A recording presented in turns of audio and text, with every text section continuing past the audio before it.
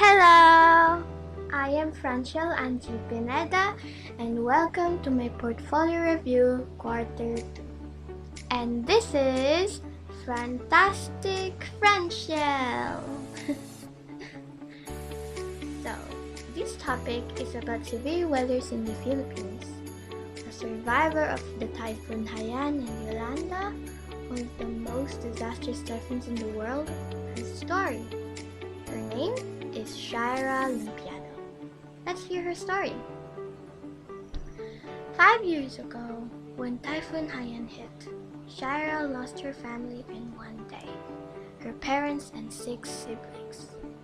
The rain felt like needles in my skin, she said, and as the wind and rain worsens, at 6 a.m. they got out, holding each other tight, seeing their house washed out by the sea. Shira was holding onto her siblings. The water was rising up and seeing their things floating in the ocean. Her and her sister was holding each other while the younger ones were screaming that they're gonna die. Her sister screamed out her name when they got separated, and a wave as tall as a house engulfed them. That was the time when she got separated from her family. Then Shira saw a light underwater, thinking that she died. She prayed to God that she wants to live so that she can help her parents and finish school. The last words to her parents was, "Where are you, my children?" She searched for her family as she saw dead bodies in the school gates, and they were heading to the elementary school. But they weren't there. As I returned later to where my family's house formerly stood, I recognized my father's dead body by the shirt and jacket. She hugged his remains and cried. 3 weeks later, her friends helped her to find Shira's siblings. She immediately saw her sister's body at the shore, and a dog was feasting her remains. I regretted letting go of her during the storm's onslaught as soon as I saw her body.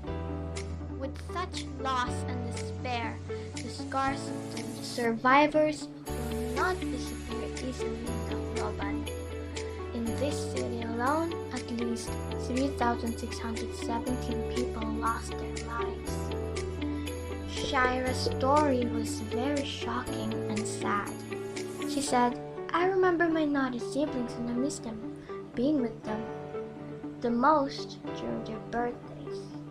There are times when I couldn't help but wish that someday my mother or my siblings would show up at our door.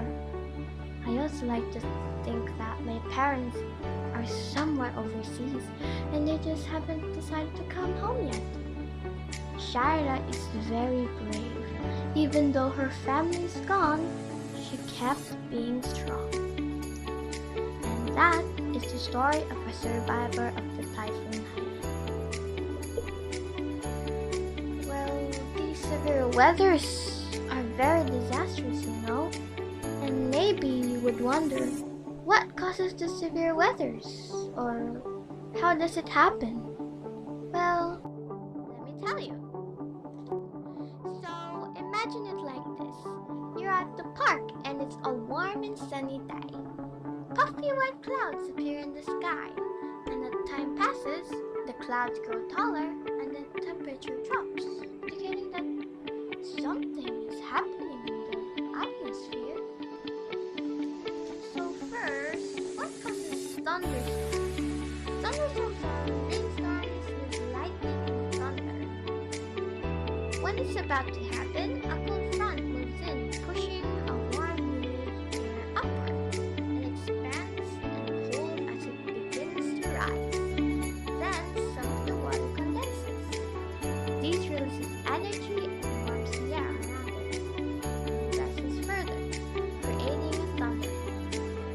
Precipitation forms as water droplets combine and grow larger until they fall.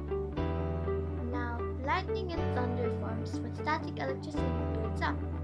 Updraft pushes water particles up, then gravity pulls water particles down.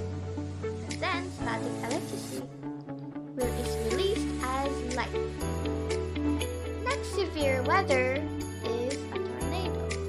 It is a rotating funnel-shaped cloud with strong winds, and it can also bring serious disasters. It forms when a warm air moves upward in a thunderhead. Then a funnel is formed when the air stands rotating. In the United States, tornadoes are very common. For hurricanes or typhoons to form, there needs to be warm ocean water and moist, humid air in the region. When the humid air flows upwards at the zone of lower pressure over warm ocean water, it creates clouds of the storm as the water is released from the air. Now that, after hearing all of this, it's very important to be ready and prepared for any upcoming weather disasters. To keep our family safe and our home, here's some tips to be prepared. Number 1. Watch for severe weather warnings on TV or radio and always pay attention. Number 2. Stay away from windows and doors. Number 3. Store important documents and go bags in easy access place. Number 4. Find out the closest evacuation center to your home. Number 5. Unplug electronic cables and equipment during severe thunderstorms. And lastly, number 6. Don't forget to prepare a go bag for any disasters. These items are flashlights, food and water, spare batteries, radios, first aid kit, important documents, and napkins. These safety tips will help you to be prepared for severe weathers to make our family safe and ready.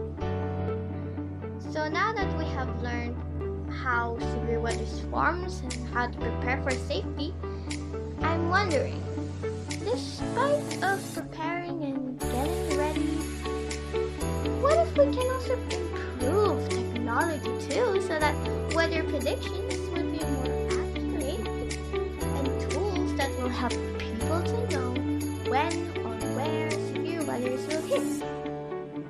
I hope that in the future, technology will improve, like having big drones enough to at least bring an injured person or a child to safety, and maybe a very big machine that can suck up all the clouds and winds from a tornado. There are many things that technology could do to make weather predictions more helpful and effective. Severe weather are very dangerous and brings many serious disasters. Typhoon Haiyan hit almost the entire Southeast Asia, as it is considered the most strongest typhoon recorded in history. Here's a graph of the damages of typhoons in the Philippines in 2013 and 2021. On the top is the title of the graph, the title of the numbers, and the title of the years. And here is what a graph looks like. For me, it looks amazing to draw a graph. Do you agree? Alright. Well, we talked about the severe weathers in these modern days. But now, let's talk about how Filipinos in ancient times deal with weather. But did you know they use shortcuts when there's a bad weather during the sea? I've never knew that. There's actually shortcuts at the ocean. I mean, how would I know the right way? Well, they use a compass. Sounds very cool, isn't it? It's actually kind of impressive because our Filipino ancestors are very smart on how to deal with bad weather in the olden times. Even today, right? Well, and now, from what I've learned, I realized that us Filipinos, even since ancient times, are very strong and brave. We don't give up. We help and stick together. I wrote a slogan about the strong Filipinos. Would you like to hear it? Well, here it is. Kapag nagtutulungan ang isa't isa, may pag-asa. The meaning of my slogan is that if we help each other through hard times, there's still hope. Sometimes it's okay to ask for help. And before we end our podcast episode, I would also love to remind you of a Bible verse of 2 Corinthians 13, verse 7. If you love someone, you will be loyal to them no matter what.